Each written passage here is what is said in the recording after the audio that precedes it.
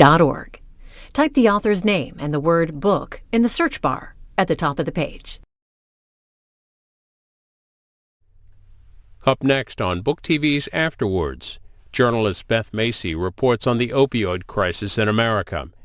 She's interviewed by Democratic Congressman Gerald Connolly of Virginia. Afterwards is a weekly interview program with relevant guest hosts interviewing top nonfiction authors about their latest work.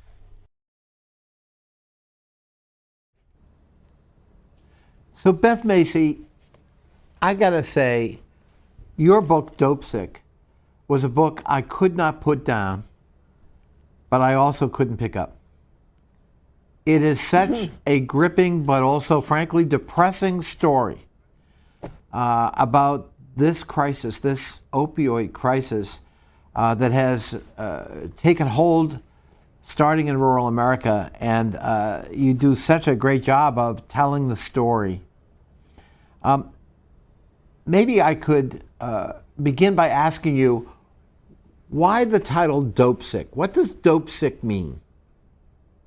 Yeah, it's kind of an in-your-face title, and as you just said, the book is kind of in your face. It's we need a reality check on how bad this issue has gotten that I think a lot of our leaders and a lot of people in our country still don't have. But Dopesick is a word that I heard over and over from users, and it is the word they use to describe the very painful withdrawal when they can't get the opioids that they are now addicted to. So it's like the worst flu times 100. It's diarrhea, vomiting, nausea, restless leg. And as somebody early in the book says from the coalfield, she says, at the end of your journey, you're not doing drugs to get high, you're just doing it not to be dope sick. Not to and get... I felt like that was an important concept, yeah, you know, that people don't get. Yeah. So it's not only to get that high, it's also to try to not get sick in an ironic way. Yeah, and right. So you started out this journey as a reporter in the Roanoke area in Virginia. Mm-hmm. And you discovered that there was a problem in Appalachia, and I think you start out kind of covering Henry and Lee counties in particular in rural Virginia. Is that correct? Yeah, I actually didn't cover the OxyContin epidemic when it first bubbled up in the late 90s. That was the purview of our courts and police reporters at the time. But when I wrote Factory Man, which I finished up around 2013, which is a book about the aftermath of globalization in Henry County and Martinsville and really all distressed communities, kind of what happens to a community when the jobs go away, I started to hear from policemen and other sources that so much of the crime in their communities was drug fueled, mostly by methamphetamines and heroin. And I thought, heroin in rural areros? How is that happening? And sure enough, it was. And I didn't understand at the time how heroin and OxyContin and other opioid pills were connected. I didn't understand that they were chemical cousins, and that if people were initially addicted to prescribed opioids, whether it be OxyContin or Percocet or Dilaudid or whatever, once they're addicted and they get cut off, they get dope sick, and that fuels them to have to get more. And when the pills got expensive and hard to get, around the time OxyContin was reformulated in 2010 and in the early teens, drug cartels started bringing heroin in, knowing that the fear of becoming dope sick portended one hell of a business model. Yeah. And setting the stage, because like you, I think a lot of Americans would be surprised even now to learn that there was an opioid and heroin crisis in rural America. And the counties, for example, you profile in the early parts of your book, not so long ago, there was poverty and economic stress, but these were tight-knit communities with strong value systems. They cared about their families. They left their doors unlocked because crime was so low. And that's exactly right. And that's all revolutionized today for the worse because, frankly, of this drug crisis. Right. Dr. Van Zee, who's one of my people that I profile in the early part of the book, he was the first doctor from Lee County to pick up the phone and call Purdue and say, I know in your information here it says your drug isn't, quote, addictive, or addiction is, quote, exquisitely rare, but we've got kids that I babysat, that I immunized as babies, ODing in our high school library. This is a huge addiction problem. And before OxyContin came out, he said he had 1 or 2 or maybe 3 drug-dependent cases a year. And now, almost his entire caseload, there's no one in those communities that hasn't been affected by this epidemic. And I want to come back to Dr. Art Van Zee, whom you profiled, because he was an early warning prophet, in a sense, on what was happening. Yes. In terms of the prescription drug problem. But if I may just set the scene for what's happening in rural America, one of the things that really struck me on page 125 of your book, but this is extraordinary, if I may read these 3 paragraphs and get to the comment, but you say, if OxyContin was the new moonshine in rural America, disability was the new factory work. By 2016, for every unemployed American man between the ages of 22 and 55, an additional 3 were neither working nor looking for work. Having dropped out of the workforce entirely, they had numerically vanished from the kind of monthly jobs report touted by politicians and reporters. Many turned up instead in disability statistics, which were largely ignored in headline-grabbing economic reports. Disability claims doubled from 1996 to 2015. The federal government spent an estimated $192 billion on disability payments in 2017 alone, more than the combined total for food stamps, welfare, housing subsidies, and unemployment assistance combined. That is extraordinary in terms of what happened. Yes. The bottom fell out for a lot of white working men, especially, and women. And that is sort of the precursor for why there was a receptivity to this drug crisis, I think, as you lay it out. You want to comment?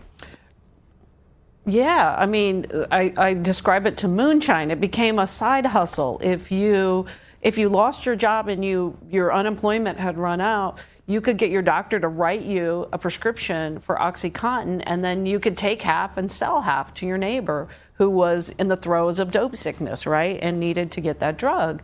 And it became this way for people to pay their bills, as well as to sort of treat their own psychic pain. There's a story in the book early on where somebody asks a kid in high school what he wants to be when he grows up, and he says, a drawer. And the teacher says, oh, you want to be an artist? He says, no, I want to be a drawer, somebody who draws disability. Because that was all he could envision for himself, because that's what he saw his parents and grandparents doing. Sure. I mean, just, if you haven't visited rural America, it's shocking. I mean, even the little towns I grew up in Ohio, which were just farming towns, basically, with some factories. The factories are gone.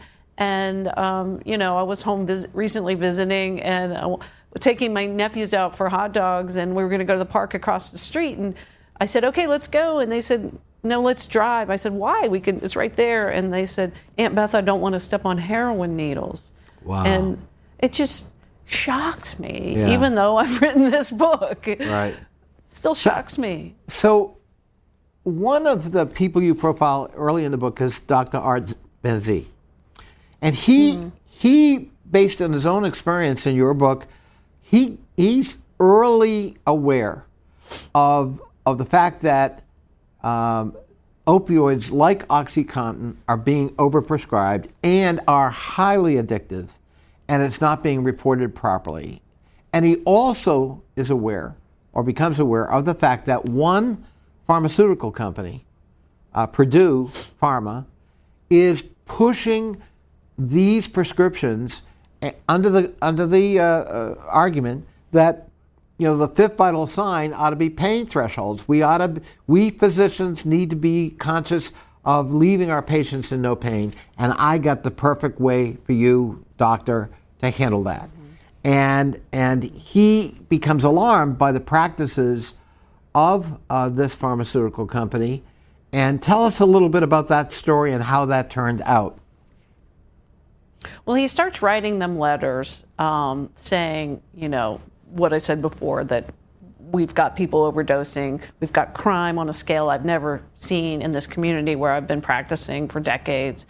And you need to take this drug off the market and reformulate it to be abuse resistant, the way Talwin had done years earlier, and with good success. And they wouldn't do it. And he actually wrote them a letter in early 2000 that I cite saying, my fear is that these distressed communities, which now have like rising drug crime and even murders on a scale they had never had before, are sentinel areas for this epidemic, much the way San Francisco and New York were for HIV. And you think about that, he was so prescient. And when I met him for the first time in 2016, he said, of that letter, he said, I knew when it was just a bunch of poor people in the mountains dying, nobody would take us seriously. I thought when the epidemic hit the cities and suburbs, then government would take it seriously. And he says, of course, I was absolutely wrong. And he's just stunned that we've had this crisis now for 2 decades, and nothing has been done to turn the numbers down. Beth, can you just refresh our memory of the growth of this crisis? Sure. What are the numbers in terms of the growth of the addicted population and the overdose deaths? Yeah. 72,000 Americans last year died of drug overdose. It was up about 10% from the year before.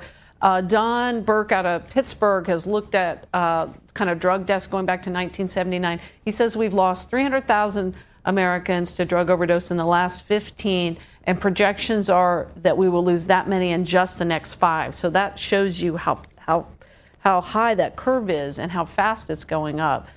There is some good news, though. In the last year numbers from the CDC, the 72,000, we started to see slight decreases in 3 states in New England, which are Vermont, Massachusetts, and Rhode Island. And so we know they're doing some innovative things that work. And we're not doing them enough to match the scale of what the problem is. I sort of want to almost end on that note toward the end of this interview, if I can. But I just wanted to get the scope. I mean, let's go back to those numbers. Yeah. We're talking about extraordinary numbers. 72,000 people dying last year of overdose. That's more than died in the entirety of the Vietnam War every year. And I think, as you point out in the book, it's accelerating.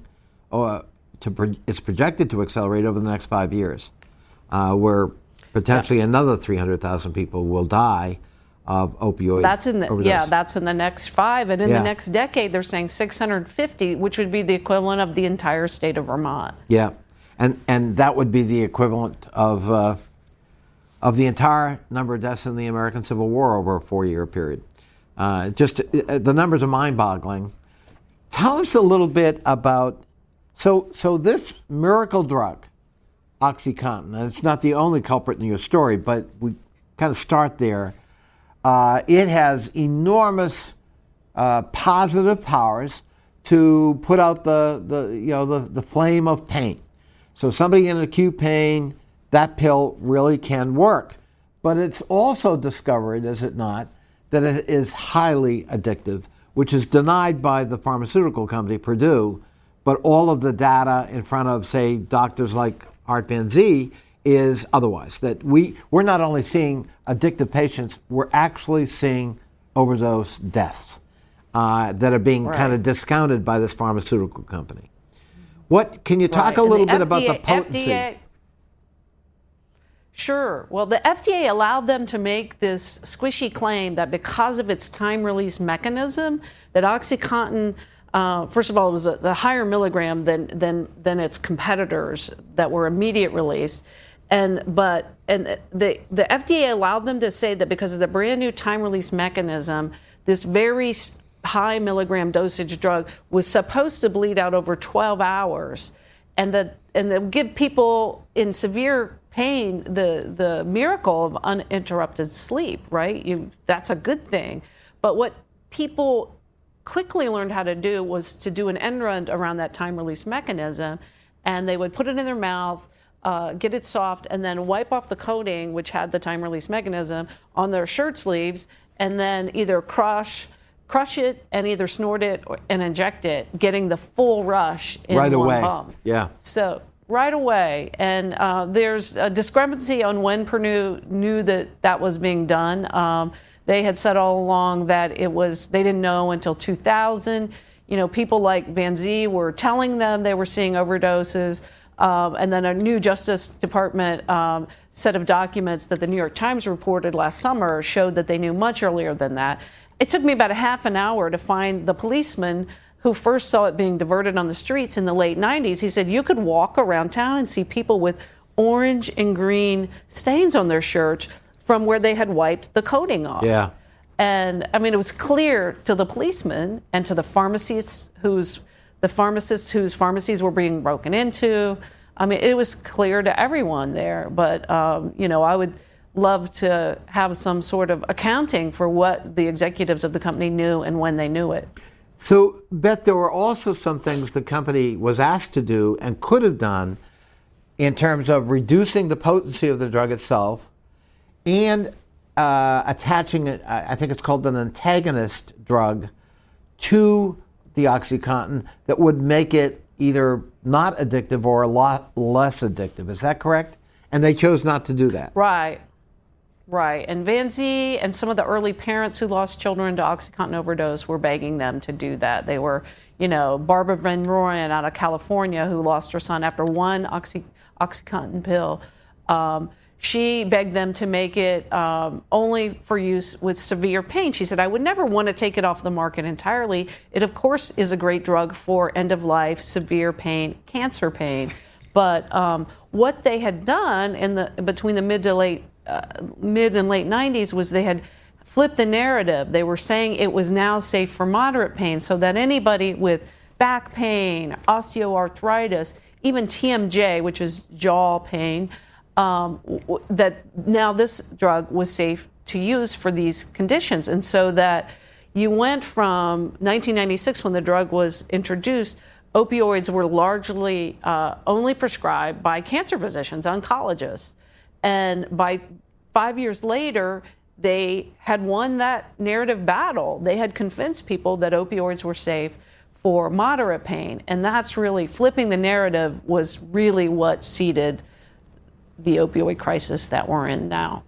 And the pharmaceutical company, Purdue, claimed that only 1% of the people who used OxyContin would ever get addicted. What was wrong with that citation, Beth, and what is the real number? Well, they claimed less than 1%. Addiction was exquisitely rare. They came up with this term called pseudo-addiction, where if they said doctors, if somebody who comes to your office and they seem like they're in the throes of addiction, really they're just being undertreated. So the cure for that is more OxyContin. And they, hired an army of reps to go out and using old data, including 1980 letter to the editor of the New England Journal of Medicine. They sort of ballyhooed this old, out-of-date data that didn't apply to outpatient settings, and then just had their reps repeat it until this uncertainty is believed to abuse. The FDA had allowed them to say that the time release mechanism made the drug.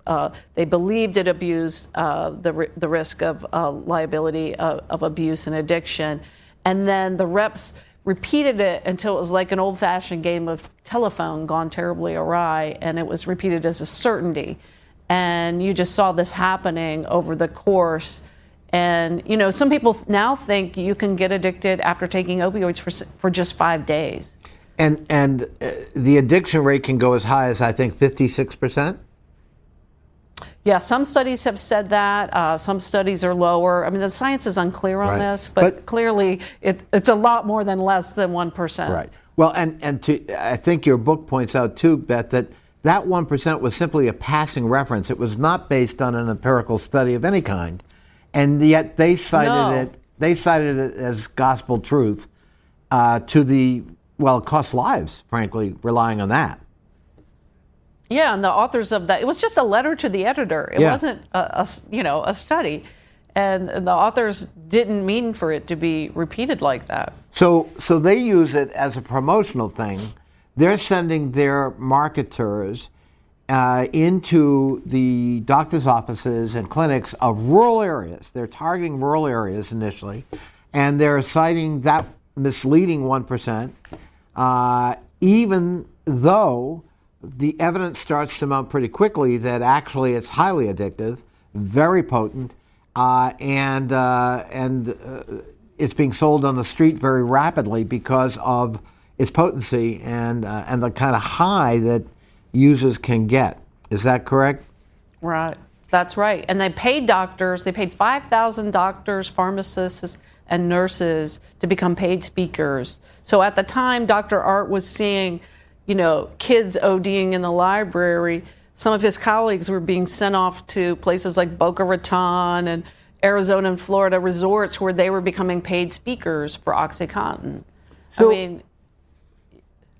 So it's sort of, they co-opt the system, the medical system, and they actually recruit doctors to become Purdue marketers for their product. Yep. And so a lot of people then have a vested interest in kind of overlooking what's in front of them in terms of the crisis that's brewing in their communities. Right. And I have a chapter called Swag and Dash. They would find out what doctors liked. If you were a doctor that you were into Cuban cigars, they would show up with, here's a bunch of Cuban cigars, the very best ones, and just in exchange for, 10 minutes of our time to tell you about this new wonder drug. And of course, we know from studies that doctors are twice as more likely to prescribe these drugs when they've been exposed to that kind of behavior. And, the free lunches and all that. A lot of the big gifts a lot of that has stopped, but I'm told the doctors are still, allowing reps to come in with lunches and things like that. And in journalism, we're not allowed to accept a gift of over $25. When I worked at newspapers, if somebody liked an article you wrote about them and sent you a bunch of flowers the next day, we had to give them to the domestic violence shelter. How could doctors not have known that was wrong to take all these gifts and these free trips? But also at some point, boggles. But also at some point, even if you were initially, seduced by that, when you start to see the evidence that your patients are getting very addicted, very sick, and dying, presumably you might want to rethink the relationship you've got with Purdue Pharmaceutical. Now, Purdue is sued multiple times and wins every lawsuit until it comes up against a Virginia U.S. attorney whose name is Brownlee. Tell us a little bit about that, because that's kind of a critical moment in forcing Purdue's behavior to change a little bit. Prior to that time, they'd been in denial, and they were pretty aggressive about their denial. So John Brownlee is this sort of young, brash U.S. attorney working out of the Roanoke office, and he's seeing his caseload become, increasingly overtaken by OxyContin-related crime. And they start investigating the company. I think it was around 2002. And the company brings in Rudy Giuliani to sort of try to thwart the investigation. And Brownlee, to his credit, didn't let that happen. Just to be clear, they hire a former U.S. attorney and mayor of New York, Rudy Giuliani, to defend their practices and defend the drug company itself. And the U.S. attorney... Right after 9/11, when he's just been made Man of the Year. Right. Yeah. Some of us are not surprised. If you trust him... Right. They said, if you can trust him, you can trust us, because he works for us, And, right after he was Times Man of the Year. And there's some intimidation that happens. Brownlee has to meet with him, and he's much older, and he's this famous person. But anyways, these two assistant U.S. attorneys working out of tiny Abington, which is kind of near the coal fields where a lot of this abuse is going on, they really take it on, and the government amasses hundreds of boxes, charts, data. The lawyers who have sued Purdue and lost have funneled all this data and case information, depositions, boxes and boxes of stuff. And these two basically government lawyers working out of this tiny Abington office puts together this very, very compelling case. And at the last minute, Giuliani sort of orchestrates this plea deal, and the holding company, Purdue Frederick, is basically admits that it's criminally misbanded the drug for a felony charge, one felony charge, and the top three executives receive a misdemeanor version of that charge. But because it's Purdue Frederick and not Purdue Pharma, it's Purdue Frederick that is then banned from doing business with the government programs like Medicaid, Medicare, TRICARE, and Purdue Pharma can continue selling OxyContin, and it does. Sales increase after 2007. None of those executives went to jail, so this is another important moment in the epidemic when it could have, that if people would have gone to jail, that would have had a chilling effect. And, the prosecutors that work on it now, they said, yeah, we were hoping that would let people know that this was a really bad thing that's happening and we should turn this around. But that didn't happen. The sales continued unabated. In fact, they went up. One of the things that struck me in the book, too, Beth, was sort of the chemical changes that go on in a person's body and brain with this addiction. And those chemical changes create a craving that is very hard to describe because most cravings for most human beings don't begin to rival this craving. This craving gets parents to, frankly, no longer care for their children. This craving totally disrupts and destroys normal relationships. It seems to destroy the barrier between right and wrong that normally the people you describe in this book, of course, possess in large measure. And because of that, we see heroin enter the picture. And maybe you could talk a little bit about that. Why would somebody who has an opioid addiction suddenly also turn to heroin? What's the connection? Mm-hmm. So when the pills get hard to get, Purdue finally reformulates the drug in 2010, 14 years after, Vanzi and others first wanted them to, 14 years after it was first introduced. The pills get harder to get, hydrocodone gets upscheduled, and the drug cartels start bringing heroin in because they know that they're chemical cousins, and the fear of dope sickness for all the people who are already ensnared in this portends one hell of a business model, right? Like, we're going to be able to sell this drug.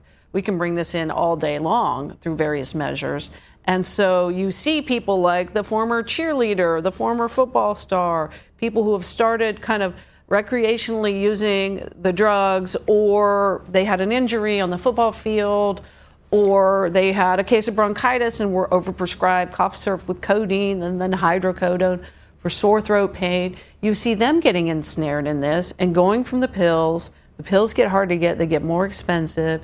They get hooked up with dealers, and then they themselves start becoming dealers because they're dealing, they're sort of middlemaning, as they call it, to support their own habit. And then they recruit new users because that's the way they can get their drugs. And it's just almost has this just astonishing exponential effect. And part of it goes back to this craving, doesn't it? I mean, like you talk about my constituent, yes, Don Flattery in this book, who lost his son. His son had an athletic accident, was put on opioids, and developed an addiction. And when he was in rehab, when he couldn't get the pills, heroin was readily available because it was more available and it was cheaper. And I think that's another reason why it's such an easy substitute. As you said, they're chemical cousins, but it's also actually more readily available and more affordable to maintain that craving, that high that they developed on opioids. Right. And then, could you describe a little bit? Then there's fentanyl. So as if the opioid crisis isn't bad enough, and the heroin flooding markets that were sort of advanced by opioids, then there's a synthetic drug called fentanyl that's introduced to the market and often laced with heroin, and it's a bad actor. Could you talk about that a little bit?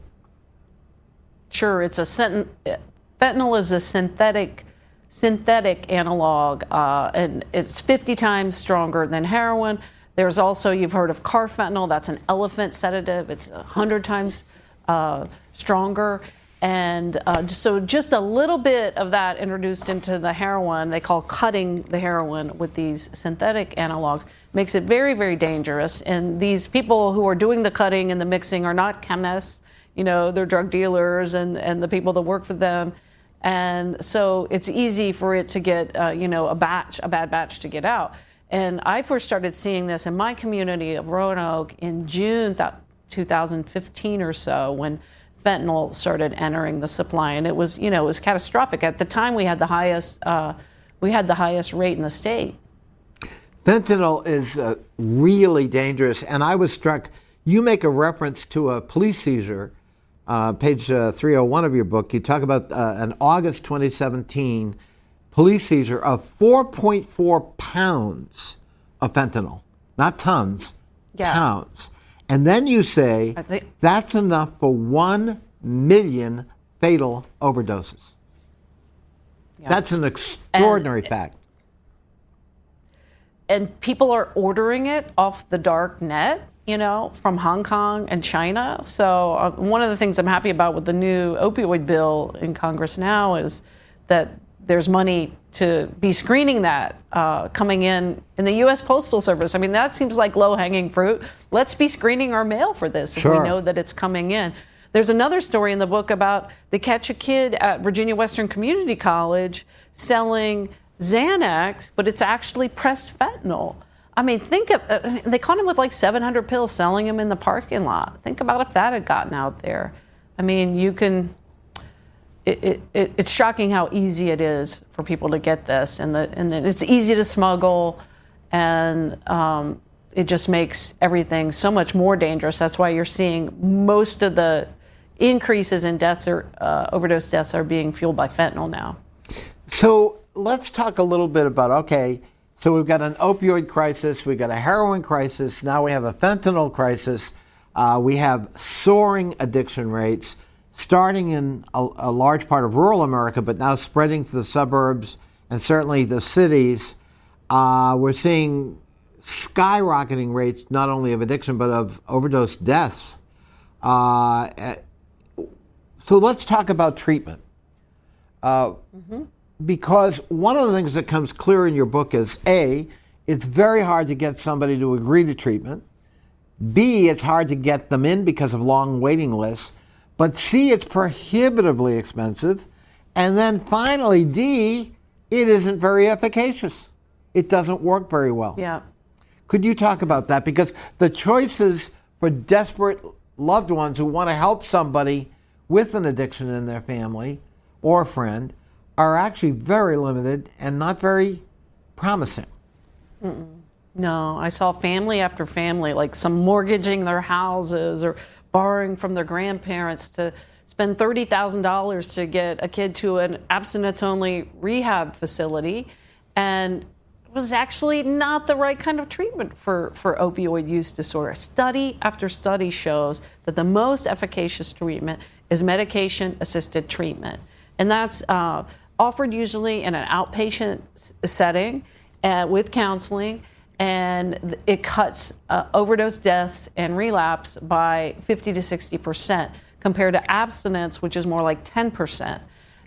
So I saw a lot of activity around, a lot of Herculean effort to get young adults sent off to rehabs, and then I would watch them sort of bomb out of that and then relapse. And if they run into fentanyl or carfentanil, they die. I mean, there were people in my book who died before I had a chance to type up my interview notes. Yeah, I mean, some of the stories where people had been trying to get someone who's addicted into a rehab treatment facility, and they'd finally been accepted, and they died the day before. Right. That was in that case. I think you're talking about the story of Joey Gilbert. Yeah. Beautiful 27-year-old girl who had been doing fine on Suboxone, which is the medication-assisted treatment, buprenorphine, and in order to get to this faith-based rehab, because she herself believed that was the best way for her to be clean because of the stigma against people who are on MAT. A lot of people in the 12-step community believe that's just substituting one drug for another. Abstinence worked for them with alcoholism. Why can't it work with this drug? But it's different. And so you see Joey wanting so badly to get clean that she starts cutting her Suboxone pills in half because the rehab center that they've lined up for her is faith-based and doesn't permit any drugs at all, not even any medications. And she relapses while she's trying so hard to get there because that in her mind, that's the only way she's going to be well. And then she relapses and dies. And I mean, just a tragedy for her and her beautiful family that tried so hard to get her help, was so worn out by some of her behavior. And yet still, I still see them at community meeting after community meeting telling the story, telling the fact that if Joey had had a way forward for continuing her MAT, for having, back then Virginia hadn't yet approved the Medicaid expansion, that they believe she'd be alive today. So exploring that just a little bit more, a lot of people look at the AA model, which is you go cold turkey. You give it up. You're not on any kind of substitute for alcohol, and there's a 12-step program to get you sober. And for a lot of people, that therapeutic intervention works. And so we have rehab centers that crop up, not always regulated or certified, I might add, and that's a problem too, but who have a philosophy that if you're on any kind of drug, including a substitute drug that is designed to help you come down off the addiction, that is a bad thing from their point of view philosophically. And as I recall in your book, about 2/3 of all rehab centers refuse to accept you as a patient if you're on any kind of drug. That's right. And only 3% allow all three kinds of maintenance drugs, which are buprenorphine, methadone, and Vivitrol or naltrexone. And there's just a huge bias against MAT. And MAT being medical assisted treatment. I'm sorry. That's right. When the World Health Organization, NIDA, the National Institutes for Drug Abuse, the CDC all concur that MAT is the best treatment for opioid use disorder. My constituent, Don Flattery, who lost his son, certainly would hold that philosophy as one of the reasons his son died, because going cold turkey was simply physically not possible given the enormous power of the addiction, and he was therefore very susceptible to the heroin substitute. Right. And I see that play out over and over in my book, not only with Kevin Flattery, but with Tess Henry. And I'm carrying a locket right now, wearing a locket with her picture in it that her mother gave me after her death. And she didn't die of an overdose. We sort of thought we would get a call one day saying that she had died of an overdose. But she died because lacking her access to MAT, some of her family members who didn't believe in it, and nor did Tess herself, because she had abused it before. She went off to a abstinence-only treatment center in Las Vegas, and then when she relapsed and failed out of that, she was living homeless and on the streets, working amid prostitution and drug gangs, and she ended up murdered. Her body was discovered in a dumpster on Christmas Eve. And she was 29. And, she was 28 at the time. Yeah. And then, she was 29 by the time of her funeral. And I think of it as patient abandonment. You know, we've just abandoned these people. They become hard to deal with. They're so driven by this drug. And what Tess said to me, the first time I interviewed her in late 2015, she described how she had initially been addicted at an urgent care center with 2 30-day opioid prescriptions. And she said, what we need, and she was kind of being ironic, she said, what we need is an urgent care for the addicted. And so that's the message I'm trying to carry forward with this book. We need to make these medications, these life-saving medications that Tess herself couldn't get, that Don Flattery's son lost his access to. We need to make them available the way we made HIV medications available in a low threshold setting where everybody who needed to get it had access, just the way everybody who needs to get heroin has access, right? We need to make these MAT drugs as accessible as the street drugs are, because they really work when they're used correctly. It's not a quick fix. Go ahead. I'm sorry, I didn't mean to. I said in your book, to your point that they work, you compared the relapse rate and the recovery, sustainable recovery rate, and they're pretty dramatic differences when you're on MAT versus cold turkey, not being on anything. Yeah. Could you? Yeah, 50 to 60% with MAT versus about 10% on abstinence only. Yeah, 60 versus 10. But so many of these kids, have seen one or two of their friends succeed in rehab, and then they also have been, they've been in the NA meetings where they've been felt to be unclean. I watched Tess go to NA meetings and ask to be sponsored, and no one would sponsor her because they deemed her unclean because she was taking Suboxone or buprenorphine. And so she herself believed this notion that going away out of state to an abstinence-only facility was the only way for her to get clean. She knew she had a friend for whom it had worked, and that friend and his brother had both been heroin addicts from a wealthy family, and their parents spent $300,000 on multiple rehabs that lasted months at a time. And that's just not something it did work for those 2 young men, and I'm happy for them, but it's not something that is scalable at an epidemic of this size. And it didn't work for Tess. So many of these people don't have this kind of data available to them. And so that's why we need informed consent for people to know, yeah, you can go and you can spend this money, but chances are, only 10% get better using that model. 50 to 60% get better using this model. So I guess it doesn't leave us feeling very hopeful. We've got this massive crisis that has exponentially grown, almost seemingly overnight. We have a lot of the establishment, medical establishment and government, almost indifferent or complicit in this crisis. We have communities being overwhelmed. I mean, the communities you describe in your book, they don't have huge resources to combat this threat. And so they're almost ripe for the picking by drug dealers coming down from, say, Baltimore or Philadelphia, New York, and they're finding a ready market. And then even if somebody is motivated to try to cure themselves of this addiction, frankly, the options are so limited and not necessarily science-based, as you're pointing out in terms of MAT versus non-MAT treatment. Is there any hope at all for these families?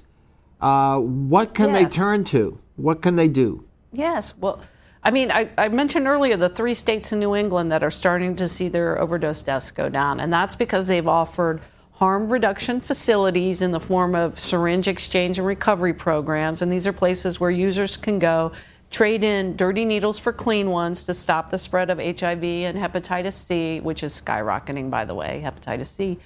And they can hopefully a lot of these people are leaving homeless, prostituting to get their drugs.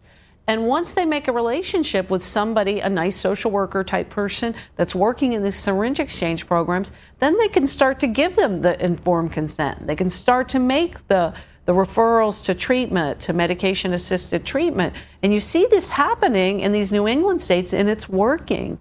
So we need to have those available everywhere. We still have 17 states that haven't passed the Medicaid expansion, and that has proved to be the #1 tool for getting people access to buprenorphine.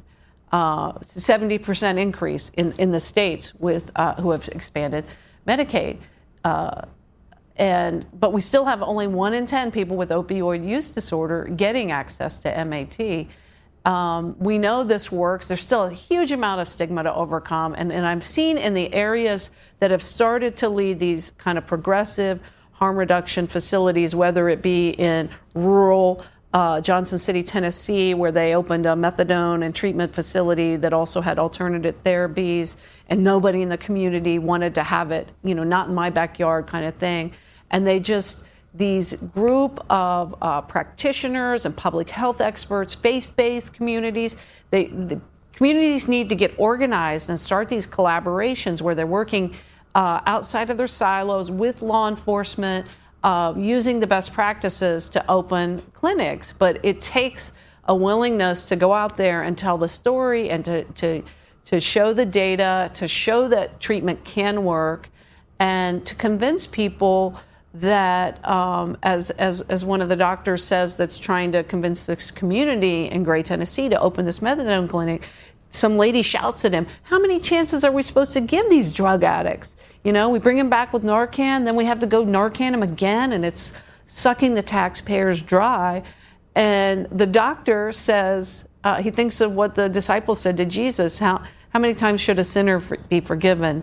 Should he be forgiven 70 times or 7? And the doctor says to the woman, 70 times 7, like as many times as it takes. Are we going to just relegate this many people to death when there is a pretty good treatment for them? We're going to be paying for them if they get hepatitis C one way or other. Why don't we help them get ways to prevent them from getting it now, which will be cheaper in the long run? Yeah.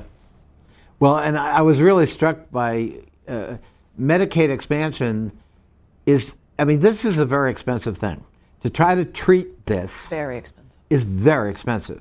And, and a lot of people simply don't get treatment because they know they can't afford it. They can't afford the doctor's visit. They can't afford the medication to try to offset the addictive power of the opioids or the heroin addiction. They can't afford the rehab, which is often, going to a facility for weeks at a time. And so they forego it because they can't afford it. Medicaid allows them to have access to those treatments, and in that sense, as you said, is a lifesaver. Yes. But when you're writing this book, you're writing it about Virginia. Virginia has not yet expanded Medicaid. In fact, it's rural legislators, often conservative Republican legislators, who resist the very expansion of Medicaid that would save their constituents' lives.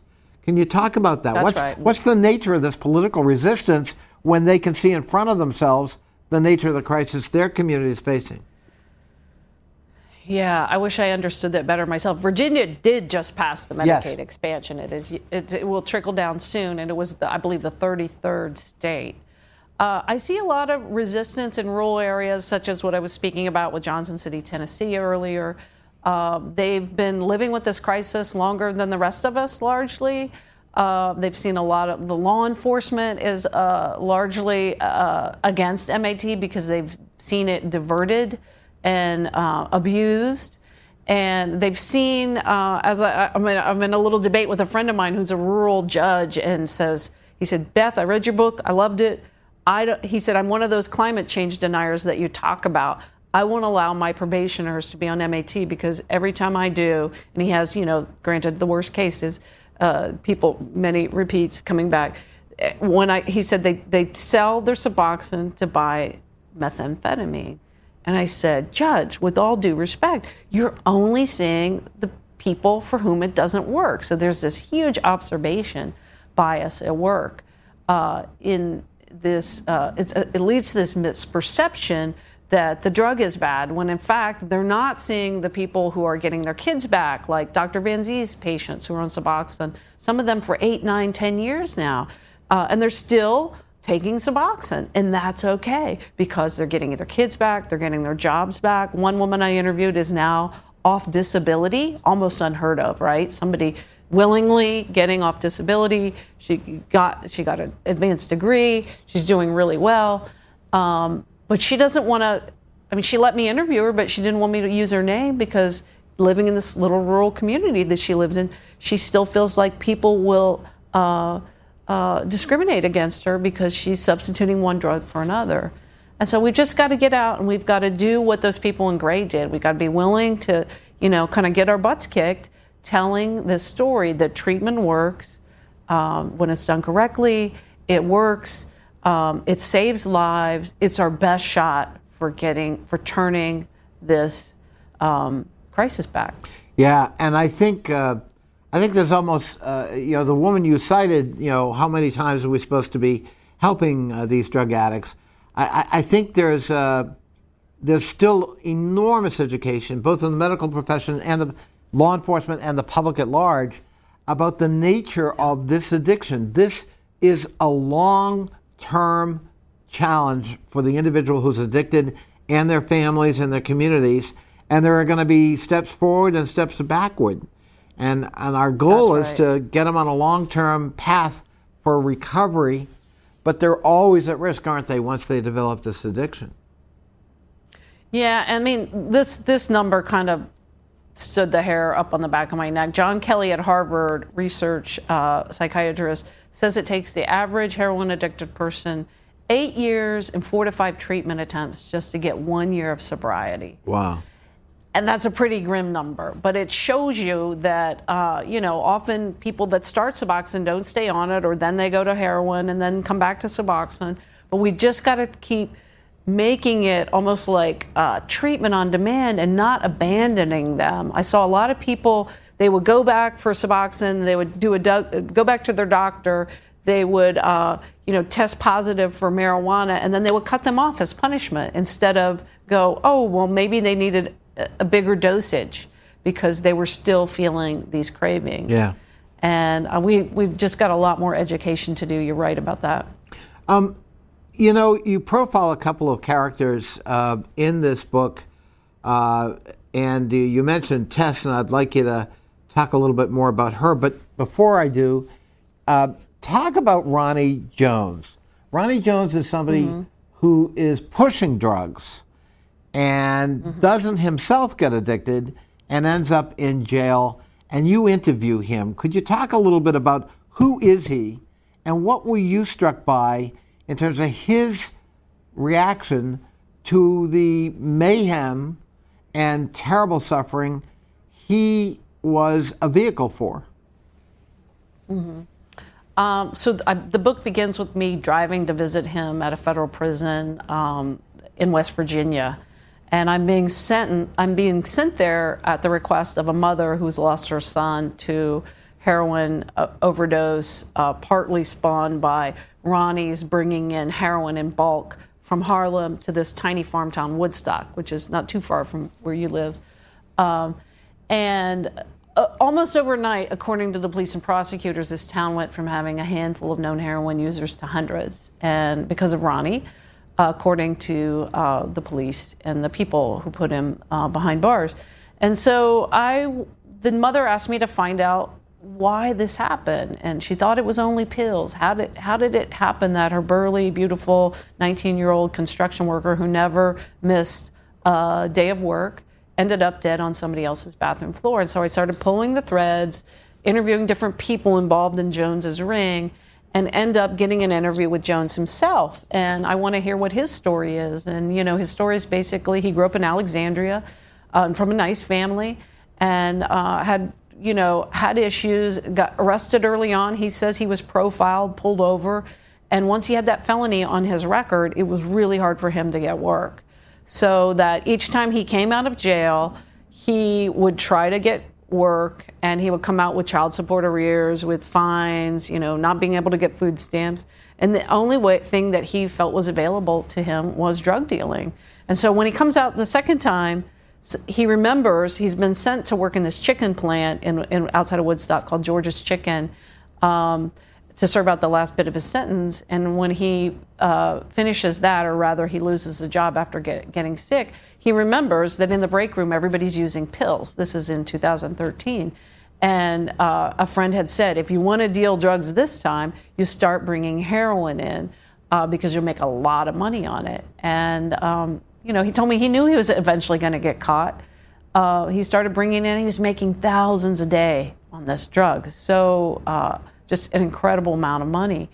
And so he and 83 others were busted in the state and federal charges and were sent to jail. Some of the lower level people in his ring died of overdose. Many of them were user dealers. So when you hear, politicians say things like we should be executing drug dealers, a lot of these drug dealers are people like Tess and other people that I write about in the book who are middlemaning and selling to support their own habits. Right. They're not your typical criminal drug dealer image. These are users who resort to dealing drugs to finance their own habit. Right. The other thing you mentioned, it struck me that Ronnie Jones felt he had no options because of his prison record. He was unemployable in a lot of places. People wouldn't turn to someone like that to hire. So he ends up in this chicken plant, and I think you say in the book where he's pulling in $300 or $400 a week. Right, working for the chicken plant. Working for the chicken place. It's not enough for him to pay off his bills and debts and meet his child support and all that. But meanwhile, he can make tens of thousands of dollars selling heroin every week. Yeah, in a weekend. Yeah, in a weekend. And so that's kind of, for him, a no-brainer. He justifies it. He says, I'm bringing in clean heroin. This was before fentanyl. And I'm saving people in Woodstock the danger of driving an hour and a half to inner city Baltimore, where they were going to get it. I'm bringing it to them. I'm selling it to them at a slightly cheaper price. They're not having to endanger themselves by going into inner city neighborhoods. And, he felt almost like he was doing a service. And, he justified his, he took no responsibility. He did actually take some responsibility. I read to him some parts of the book, and, he said, that did make him feel bad. But when I asked him about Jesse Bolstridge, he didn't even know his name. Yeah. And that's the young man who died. Because it was many steps removed from where the needle hits the vein, from where Ronnie was packaging his heroin. Just as Purdue can say, we took responsibility for in that 2007 plea agreement, and but we're not the ones responsible for the heroin epidemic. And there's many steps, but it all began with them sort of deluging communities across America with this drug and this idea that it was safe based on bad data and lies.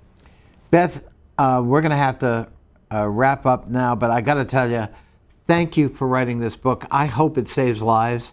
I also hope it opens... thank you so much. I hope it also opens a lot of eyes in the policy world, the law enforcement world, the medical world, that we must tackle this problem. These are our children, and we cannot abandon them. Thank you so much. Thank you so much for your interest in the great interview. I appreciate it. Thank you, Beth.